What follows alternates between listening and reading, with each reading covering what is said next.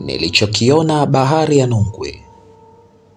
Mimi ni Amani Leonard. Hapa ni himaya ya kusisimua. Usiache kusubscribe. Karibu katika simulizi hii fupi, simulizi ambayo ina sehemu mbili peke yake, na hii ni sehemu ya kwanza. Kwa majina anaitwa Salim Ahmad Ramadhani, ni mkazi wa mkoa wa Pwani katika wilaya ya Rufiji, ndani ya kijiji kimoja kinachoitwa Mkongo. Mkongo ni jina la kijiji kilichopo ndani ya wilaya ya Rufiji katika mkoa wa Pwani, Tanzania, na ni moja ya maeneo yanayokaribiana sana na mto Rufiji, sehemu yenye mikoko na njia nyingi sana za maji. Kuna siku nikiwa mdogo sana, kama miaka 10 tu, tulikuwa katika boti kubwa kiasi yenye kutembea kwa kupiga kasia. Ilikuwa ni boti ya jadi na ilikuwa na tanga kubwa sana juu, au kwa lugha nyepesi, kitambaa kikubwa kinachopulizwa na upepo ili kuwezesha boti hiyo kutembea. Tulikuwa watu kama 3 hivi, mimi, babu yangu mzaa mama, pamoja na mzee mwingine ambaye ni rafiki wa babu yangu, na tulikuwa katika harakati za uvuvi wa samaki. Lakini kutokana na shauku ya kupata samaki wakubwa, tulijikuta tunavuka maji zaidi na kuiacha pwani hiyo ya kusini mwa Tanzania na kuelekea mpaka upande wa kaskazini, ambapo huko tulijikuta tukianza kukitafuta kisiwa cha Pemba, Zanzibar. Safari ilikuwa ndefu sana. Tulikaa kwenye maji takribani siku 4, na ilipohitimu siku ya 5 ndiyo siku ambayo shida kubwa sana iliibuka. Shida kubwa sana iliibuka pale ambapo tulijikuta tumefika katika eneo moja maarufu sana la maji, eneo ambalo lilikuwa linafahamika kama Nungwi. Ni eneo ambalo mikondo ya maji miwili au zaidi inakutana katika eneo hilo na kutengeneza kitu kama mzunguko mkubwa sana wa maji. Basi mzunguko huo, hapo kunakuwa kumetengenezwa kitu kama mashimo makubwa sana, na kunakuwa na mvutano mkubwa sana baina ya mkondo wa maji na mkondo wa maji. Hivyo eneo hilo linatengeneza kitu kama mashimo hivi, na ni eneo ambalo lina mandhari ya kutisha sana, kwa sababu mzunguko huo mkubwa unaweza kuiathiri mpaka rangi ya maji ya bahari, kutoka rangi ya buluu mpaka kuwa nyeusi kabisa. Kiukweli haikuwa siku nyepesi kabisa, kutokana na usafiri tuliokuwa nao kushindwa kuhimili kabisa mikiki ya bahari. Kiukweli hatukuweza kufika safari ambayo tulikuwa tunaitarajia. Tulijikuta tunavutwa kuelekea ndani ya vina hivyo vya bahari ya Nungwi, na tukajikuta chombo tulichokuwa nacho kinapasuka vipande vipande, na hapo tukawa tunavutwa kwa kasi sana kuelekea katika mzunguko huo wa maji katika bahari hiyo ya Nungwi. Tulihangaika sana, lakini tulikata tamaa kabisa, na muda huo tukiwa tumekubaliana na kila kitu kwamba hatuna budi kufa. Punde kuna boti ilitokea. Hata hatukujua ilipotokea, na boti hiyo haikuonekana kusumbuliwa kabisa na eneo hilo la maji hayo. Ilifika karibu yetu boti hiyo, na watu waliokuwemo ndani ya boti hiyo walitushika mikono na wakatutoa, na tukaweza kutoka katika eneo hilo. Japo kuna jambo moja la kushangaza kidogo niliweza kulitambua. Mpaka tunafika pwani, watu wao ambao walikuwa wametuokoa hawakusikika kabisa wakiongea. Yani sio kutuongelesha, hata wao wenyewe walikuwa hawapigi stori ya aina yoyote ile. Yani walikuwa ni kama mabubu hivi. Walipofika pwani waliamua kutuacha, kisha na wao wakaamua kuondoka zao. Na katika eneo hilo niliangalia vizuri ili niweze kuona kama ninaweza kulitambua au ni eneo geni machoni kwangu, na hapo nikagundua kuwa wameturudisha nyumbani, yani wameturudisha tena Rufiji, tena pale pale ambapo tulikuwa tumeianza safari yetu. Lakini nilipoangalia kwa makini, nikagundua kuna kitu hakikuwa sawa kabisa. Ni babu yangu. Babu yangu mzaa mama pamoja na rafiki yake, wale ambao tulikuwa tunasafiri nao katika ile boti yetu, walikuwa hawako hai tena. Ndiyo, walikuwa hawako hai, walikuwa wamekwisha poteza maisha yao.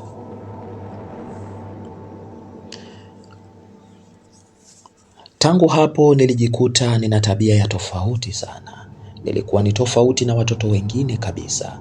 Ndiyo, wakati wengine waliogopa kabisa kwenda karibu na mikoko, mimi nilikuwa navutiwa nayo sana.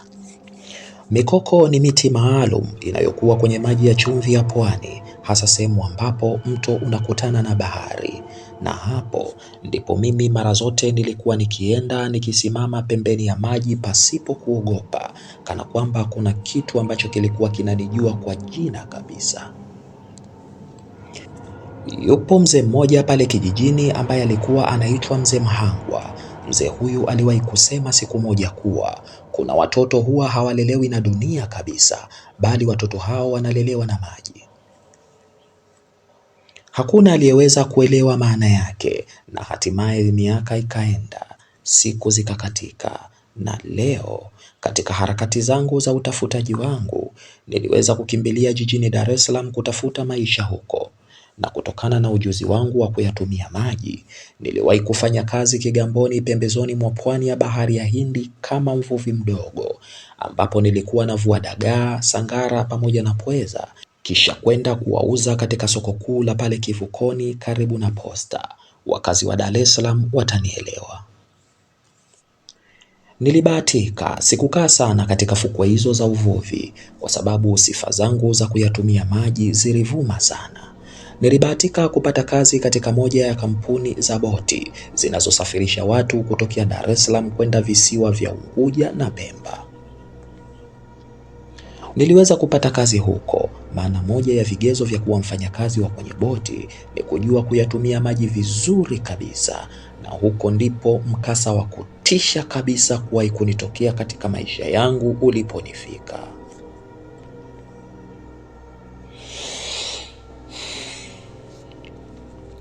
Niliajiliwa kama mwangalizi wa abiria kwenye masuala ya usalama na kutambua idadi ya abiria watakaoingia kwenye boti, nikiwa na kitambulisho maalum, na nafasi hiyo ilifahamika kama attendant kwa lugha ya Kindengeleko. Hapa ni wasomi peke yao ndio watakaonielewa. Sitaisahau siku ya tarehe 12 ya mwezi wa 3 mwaka 2011 saa 2 usiku, ambapo tulikuwa takriban abiria 150 katika boti niliyokuwa nafanyia kazi, na tulikuwa tunasafiri kuelekea Pemba, na ndo ilikuwa safari yangu ya kwanza kabisa baada ya kuipata kazi hiyo. Safari ilianza vizuri kabisa, na kama unavyojua urefu wa safari ya Pemba ni tofauti na kisiwa cha Unguja, hivyo mpaka kufikia majira ya saa 5 usiku, baadhi ya abiria walionekana wakitafuta maeneo yaliyokaa vizuri ndani ya boti hiyo ili waweze kujilaza kwa usiku huo. Lakini kuna mzee mmoja ndani ya boti hiyo, yeye alionekana amejitenga sana na ametulia sana, na mzee huyu kwa bahati mbaya alikuwa hajapata siti maalum, hivyo yeye alikuwa amesimama tu katika eneo moja ndani ya boti hiyo. Ni jambo la kawaida kukosa siti ndani ya boti, lakini kikawaida hata chini tu mtu unaweza kukaa, japo mzee huyu hakuonekana amekaa hata mara moja, yaani kuanzia saa 2 boti inatoka mpaka majira haya ya saa 5 usiku, ambapo watu walikuwa wanajiandaa kulala, ila mzee huyu alikuwa kasimama tu. Alikuwa ni mzee hasa, mpaka uti wa mgongo wake ulikuwa umeinama kidogo kutokana na utu uzima wake, na alikuwa ameshikilia fimbo kama sapoti yake katika kutembea. Pamoja na watu wengi kuachia viti vyao na kulala chini kama sehemu nzuri ya kulaza miili yao siku huo kutokana na boti hiyo kuwekwa zulia zito, lakini bado mzee huyo hakuonekana kukaa kabisa. Bado alikuwa kasimama vile vile, hakuonekana kuhangaika na kiti chochote kwa ajili ya kukaa kwa muda huo. Muda huo tayari abiria wengi walikuwa wamelala kabisa, na mimi nikiwa kama mtu anayehudumia abiria niliona hapana. Nikamwendea mzee huyu na kuzungumza naye. Samahani mzee, nimekuona umesimama muda mrefu sana. Ni vyema uketi sasa kwenye kiti angalau upumzike kidogo, maana watu wengi wamepisha siti na kulala chini. Nilimwongelesha mzee yule na mzee huyo akainua kichwa chake kisha akanitizama, alafu akaniambia, unapataje nguvu ya kukaa kwenye safari ambayo hautofika? Aliniambia hivyo mzee huyu na kunifanya nigune kidogo. Sikutaka kuongea naye, nilimwacha pale. Niliona ananiletea uchulo tu, na ndiyo kwanza safari yangu ya kwanza katika kazi yangu hii mpya. Basi niliamua kuondoka alipo mzee huyo, na nikiwa naondoka katika eneo hilo, punde mzee huyo nikasikia akiniita, kijana. Niligeuka, kisha nilipomgeukia nikamsikia mzee huyo akiniambia, umesahau kitambulisho chako hiki hapa. Alikuwa kainua mkono wake huku akiwa kashika kitambulisho changu, kitu ambacho kilinistua kidogo. Unajua kitambulisho ni kitu muhimu sana cha kazi, hivyo ni kitu ambacho muda wote nilikuwa nacho. Sikukivua kabisa, nilikuwa nimeweza kukivaa shingoni mwangu na kuweza kukibana katika mfuko wa shati wa sare zangu za kazi, na sikumbuki kama kuna muda nilikitoa kitambulisho hiko.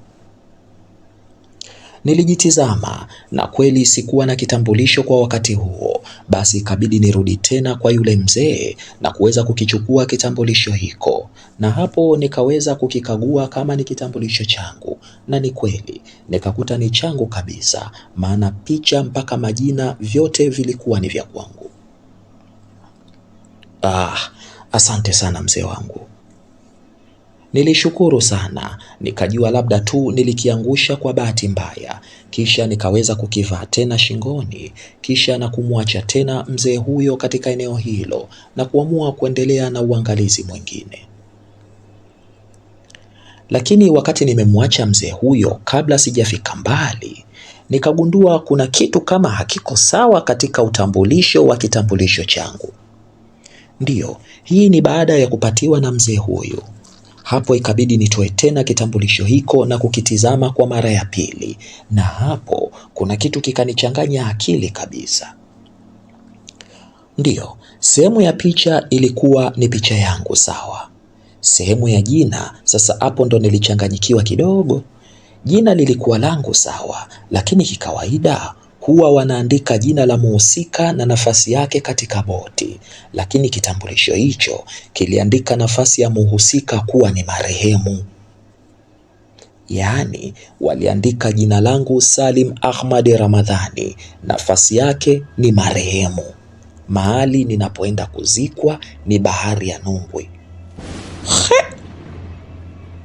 Niliogopa sana. Sasa mimi nimekufa saa ngapi?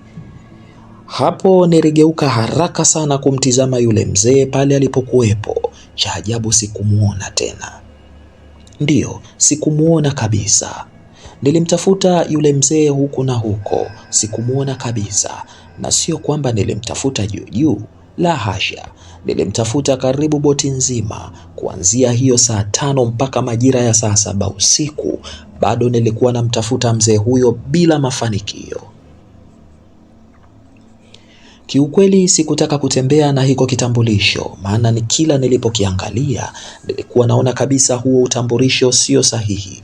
Japo picha pamoja na jina vilionyesha hakika mmiliki wa kitambulisho hicho ni mimi kabisa, lakini kuniambia kuwa mimi ni marehemu na sehemu ambayo ninaenda kuzikwa ni bahari ya Nungwi, hicho kitu ndicho kilinitia wasiwasi, na nikajikuta natafuta mahali na kiweka kitambulisho hicho, yani kama nakipotezea hivi. Basi muda huo namaliza tu kukiweka kitambulisho hiko, nikasikia kama boti imegonga kitu hivi. Ndiyo, boti ni kama ilikuwa imegonga kitu hivi, maana kuna mlio kama imepigwa na kitu kutokea upande wa chini. Nilihisi nimesikia peke yangu, maana hakuna abiria yoyote ambaye aliamka au hata kushtushwa tu na kishindo hiko. Na hapo nikasikia moja ya wafanyakazi wa boti, yani yule mtoa matangazo, akitoa taarifa ya dharura juu ya tukio hilo lililotokea. Tunawatoa hofu abiria wetu wa kuelekea Pemba. Hiyo ni itirafu ndogo ya boti, kwa sababu hapa tulipo tumefika katika mkondo wa maji mkubwa katika bahari hii ya Nungwi. Hivyo hata dua zenu ni muhimu sana katika kukamilisha safari hii, aliongea mtoa matangazo huyu. Na hapo ndipo nikagundua kuwa kumbe majira haya ya saa 7 tayari tumeshafika katika eneo hili hatari kabisa la maji linaloitwa Nungwi. Lakini kuna kitu niliwaza. Huyu anatoa matangazo wakati abiria wenyewe wote wamelala, niko mwenyewe tu hapa chini. Nilijisemea huku nikisogea karibu na bomba za pembeni za boti ambapo zingeniwezesha kuona upande wa nje wa bahari hiyo. Na hapo niliweza kuona bahari hiyo ilivyo kubwa sana kiasi kwamba ilitisha sana kwa usiku huo. Giza lilikuwa zito sana, ukiachana na taa chache za boti zilizokuwa zinamulika ndani ya boti hiyo. Sauti za mawimbi ya bahari zilikuwa zinapasua sana. Na hapo tulikuwa tunakaribia kabisa katika eneo hilo maarufu sana linaloitwa Nungwi, sehemu yenye mkondo wa maji unaozunguka kwa nguvu sana, na kikawaida boti au meli huwa zinapita kwa tahadhari kubwa mno. Nikiwa hapo punde nilihisi kuna mtu kama kanishika mgongoni mwangu hivi. Hapo niligeuka haraka sana kumtizama ni nani, lakini kwa bahati mbaya sikuona mtu yoyote aliyenigusa, na bado abiria walikuwa wamelala tu vile vile. Niliangaza kushoto na kulia, sikuweza kuona kitu, lakini kwa mbali kidogo nikamuona tena yule mzee. Ndiyo, yule mzee aliyonipatia kitambulisho alikuwa akinitizama sana, ambapo na mimi ikabidi sasa nimtizame mzee yule kwa makini sana. Ndiyo, nilikuwa namtizama mzee huyo, lakini nikiwa namtizama mzee huyo, hapo kuna abiria nilimuona akiinuka mahali alipokuwa amelala. Ndiyo, alipokuwa ameinuka mahali hapo, niliondoa macho yangu uelekeo wa yule mzee, kisha nikamwelekea yule abiria wa kiume ambaye alikuwa kaamka huku anajinyoosha hivi, lakini punde nikamwona abiria huyo akitoka mbio sana na kujirusha mpaka ndani ya bahari. Ni kama nilishangaa hivi, na alipoingia ndani ya bahari nilimuona akivutwa kwa kasi kabisa mpaka eneo lile lenye mkondo wa maji yanayozunguka kama duara hivi, ambapo hakuna boti au meli inayoruhusiwa kupita katika eneo hilo. Niliogopa sana, nilishangaa sana. Niligeuza macho yangu kumtizama yule mzee katika eneo lile, na bado aliendelea kuwepo mahali pale pale akinitizama, wala hakushangazwa na tukio la yule abiria kuweza kujirusha ndani ya bahari. Nikiwa bado sijui nafanyeje, punde nilianza kuona abiria wote sasa wanasimama, kisha wanaanza kukimbilia kwenye bahari na kujirusha kwenye maji kama yule wa kwanza alivyokuwa amefanya, huku wakiendelea kuvutwa na maji hayo ya bahari ambayo yalikuwa yanawapeleka kwa kasi katika mkondo wa maji wa Nungwi unaozunguka. Niliogopa sana, nilikuwa mwenyewe tu, nilikuwa ninashangaa nini kinaendelea, na bado yule mzee aliendelea kuwepo pale pale akinitizama tu kwa macho yake ya hasira, wala hakujali kuhusiana na wale abiria wengine ambao walikuwa wanakimbia kuelekea upande wa baharini na kujirusha katika maji. Kiukweli mapigo ya moyo yalianza kunienda kasi, na hapo nilijikuta natoka mbio naelekea mpaka upande wa juu walipo manahodha, na nikiwa njiani napandisha ngazi za boti hiyo ili nielekee upande wa manahodha. Njiani nikakutana na mfanyakazi mwenzangu ambaye naye ni mhudumu wa boti kama mimi, na hapo baada ya kumuona nikamwambia jambo. Nini kinaendelea? Mbona sielewi? Naona watu wanajirusha kwenye maji. Niliweza kumuuliza hivyo huyo mfanyakazi mwenzangu wa kwenye boti, lakini kabla hajanijibu, Hapo nikaona bahari imetulia ghafla. Ndiyo, bahari ilikuwa imetulia ghafla na mawimbi yakapotea kabisa na bahari ikawa kama kioo cheusi. Niliguna, kisha nikamgeukia huyu mwenzangu ambaye kiukweli hakuonyesha kuwa na hofu wala mashaka ya aina yoyote ile, na kilichonichanganya nikamsikia akiniambia jambo moja: hiki kilichopo chini sio bahari tena. Niligeuka kumtizama na hapo na yeye akanitizama pia. Ndipo nikashuhudia taswira mbaya ya macho yake. Kiukweli alikuwa na macho ya kutisha sana, alikuwa na macho meusi mno, na hapo nikamwona na yeye akijirusha kwenye bahari hiyo kama wale abiria wengine walivyofanya.